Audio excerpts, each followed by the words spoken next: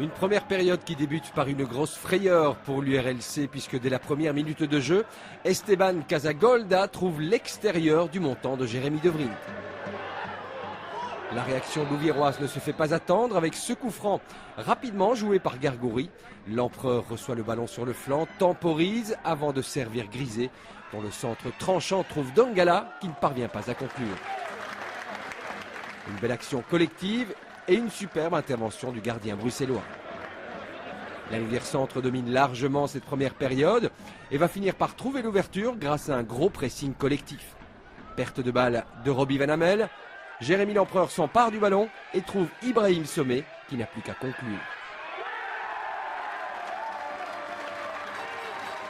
Un but à 0 à la 38e et les efforts louviérois récompensés.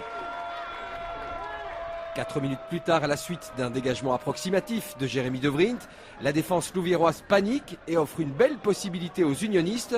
Alexandre Lanclas profite de la situation pour rétablir l'égalité. C'est un but partout. À 60 secondes de la pause, piqués au vif, les hommes de Grandjean font le siège devant le but bruxellois et ce tir de Nakache est stoppé fautivement de la main par un défenseur saint-gillois. L'arbitre accorde logiquement le pénalty.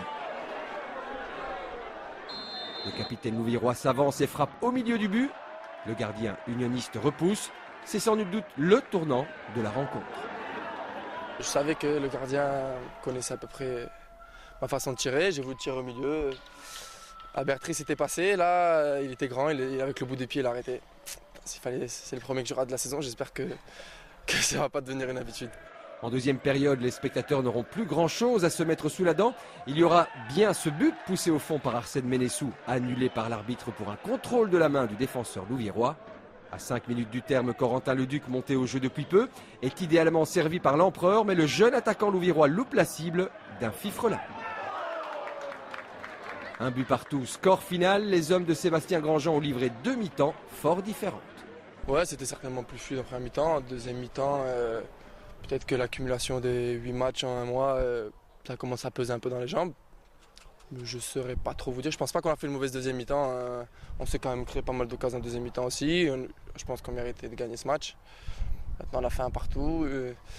On voulait gagner ces 2 matchs consécutifs pour simuler un premier tour du tour final. Bon, c'est pas fait. Mais je pense que dans l'ensemble de la prestation, il y a beaucoup plus de choses positives que négatives. Le prochain match est fixé à dimanche 15 h avec un déplacement à Bocholt, l'un des adversaires du club louviérois au tour final qui débutera la semaine prochaine. Une répétition idéale avant le bouquet final de la saison.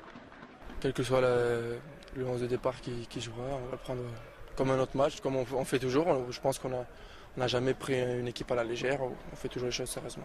Pas trop de pression avant de débuter ce rendez-vous important de l'année?